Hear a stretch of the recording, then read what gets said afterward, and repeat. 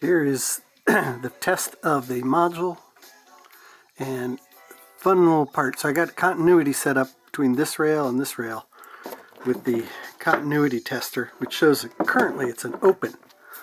But when I hit the switch, we have connectivity. But it's real easy to lose that.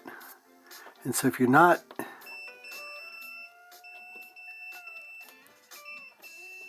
of course not now, but earlier I was able to have it just move just slightly to where it didn't make the connection. And it's too easy for this just to get just the slightest bit move over and you've lost connection. So I'm wondering if I need to put a jumper between this rail and this rail. If I do it the other way, where I connect it to this rail and this rail, it is always on. Doesn't matter where the switch goes.